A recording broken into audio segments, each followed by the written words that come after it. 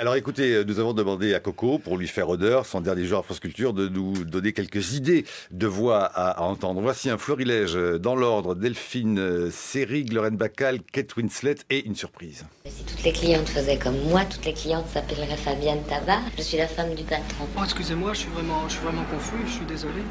Non, mais c'est pas grave du tout. Hello? Let's have it. What do you want? Johnson's wallet. What? Come on. What are you talking about? Hey, mister, what's got into you? Always said it was the only place you'd ever been that you wanted to go back to, the only place that was worth living. So why don't we go there? You're serious? Yes.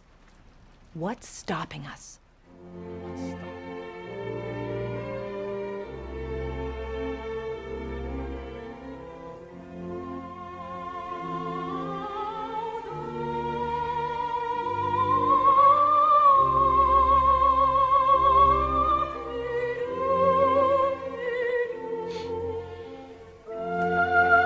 Qu'est-ce qui vous arrive, Coco? C'est vous qui avez choisi cet extrait, Coco. Oui. Et c'est quoi? C'est. Moi, j'ai perdu ma fiche. Dominou. Oui, de Mozart. Ouais. Et qui chante? Pardon, je peux plus. Je suis.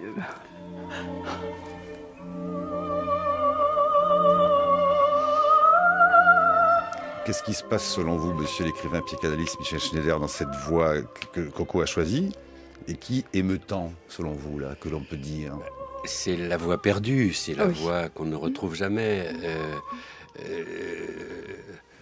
La voix, dit Lacan, c'est un objet qui suscite en nous une perpétuelle poursuite du désir de le retrouver et de ne jamais s'y retrouver et s'y accomplir. Donc il y a là il y a dans tout chant une dimension d'adieu, une dimension de renoncement et en même temps de poursuite du désir. On est au plus proche de l'inconscient avec la voix. Je voudrais juste. Ah, mais ça y est, il a retrouvé ses esprits. Non, mais j'arrivais même plus à dire le nom parce que c'est vrai que chaque fois cette voix me bouleverse. Et il va y avoir là les chœurs qui reprennent. Et... Je suis pas sûr qu'on ait le temps d'y aller ah jusque-là. Oui, c'est dommage. Il y a Brice Couturier, il y a oui, Meyer. D'accord, c'est dommage. Bon, je vais le raconter. C'est que les chœurs reprennent et tout d'un coup, dans les chœurs, elle arrive. Et elle arrive d'une manière qui est que chaque fois, moi, j'ai peur qu'elle n'y arrive pas, qu'elle se casse, qu'elle se brise. Mais parce que Michel Schneider dit bien que le secret désir de tout auditeur d'opéra, c'est que la voix s'éteigne. C'est l'extinction, quasiment.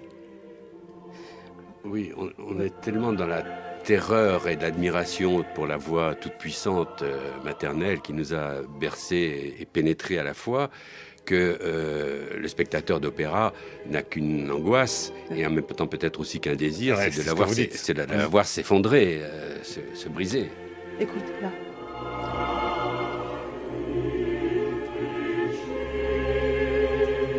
On est en retard. On est en retard à l'heure, ça fait rien. Brice Couturier, 2 petits mots sur votre chronique de 8h15, on est vraiment en retard, il faut lancer Meyer. Oui, je veux relancer un très vieux débat qui concerne la musique vocale précisément. C'est qui vient d'abord, le mot ou la musique? 8h17, c'est l'heure de votre chronique Brice Couturier. La première de l'année.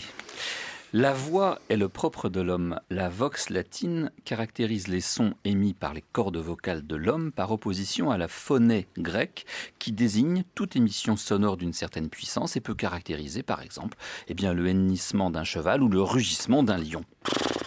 Bien sûr, l'antispécisme politiquement correct a frappé là aussi et les dictionnaires les plus avancés dénient dorénavant à l'animal humain cette ultime supériorité.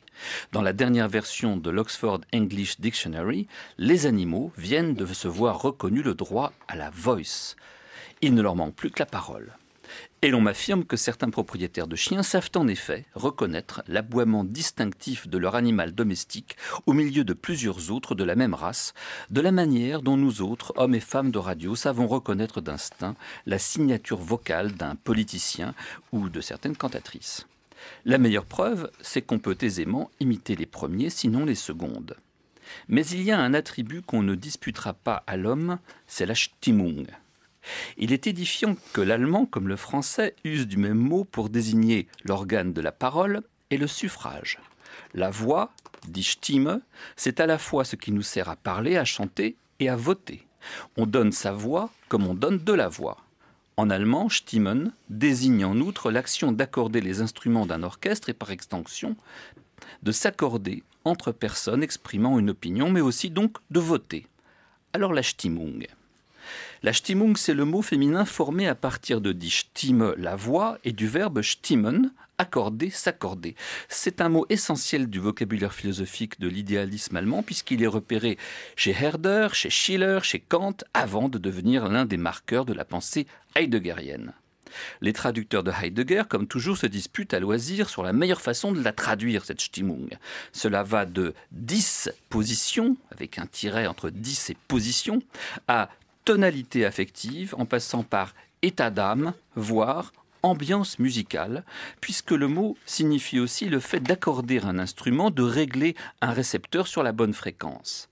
C'est par la Stimmung que nous sommes accordés à l'humeur du monde, que nous sommes ou non en accord avec l'ambiance de notre époque, avec la musique du monde telle que notre époque la joue. Par glissement terminologique, écrit Daniel Cohen-Levinas, une philosophe qui a beaucoup réfléchi sur la voix dans la musique, Stimme s'élargit à Stimmung. Nous passons du statut de voix unique se référant à un sujet vocalisant ou vocal à une vocation éthique. Stimmung désigne une aptitude à s'harmoniser avec autrui. Fin de citation.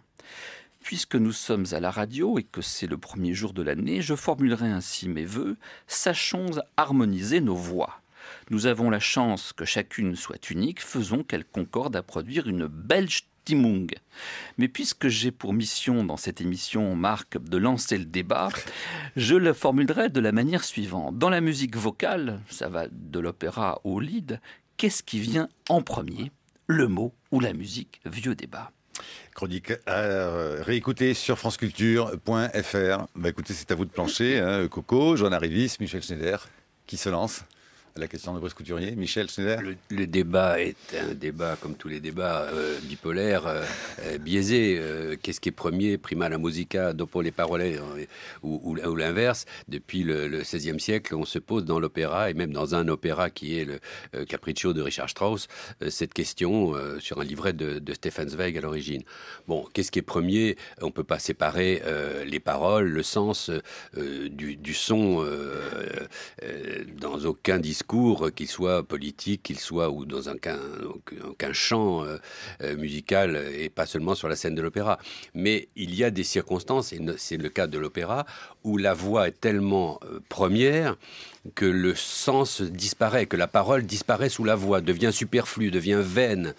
Et c'est ça qui me pose problème dans l'opéra, c'est le moment où finalement on se moque éperdument du sens, qui est d'ailleurs souvent d'une bêtise affligeante, mais on n'écoute plus que la prouesse vocale, la ligne de chant. C'est le bel canto. Le bel canto, voilà. Le bel canto qui ne dit rien. Et je préfère des musiques sans voix, au sens littéral du terme, des musiques de un quatuor à cordes, le quatuor de Sibelius, unique quatuor de Sibelius, par exemple, qui s'appelle Voces Intime, les voix intimes. On entend plus, je dirais, la voix que sur beaucoup de scènes d'opéra, parce que c'est la voix essentielle de l'âme qui parle à ce moment-là.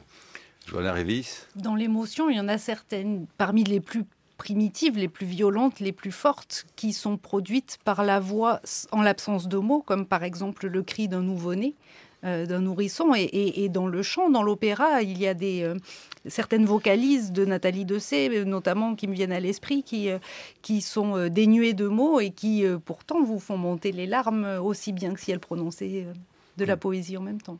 Écoutons ce masterclass par exemple avec Maria Callas, où on sent bien évidemment que les conseils donnés et l'exemple donné, il est à la fois celui du sens des mots certes, mais aussi celui tout simplement de la question même de la voix.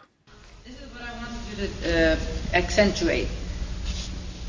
T'ha mai soffersi tanto?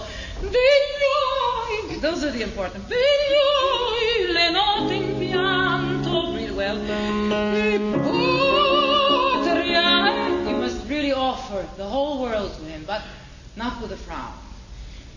you're altering it. So you say, Comment expliquez-vous, Michel Schneider? C'est un extrait d'Aïda, c'est une masterclass à la Juilliard School en 72. La voix parlée de Callas, la voix chantée dans la foulée. Alors, il se trouve que j'ai connu un peu Maria Callas dans ces années 64-65.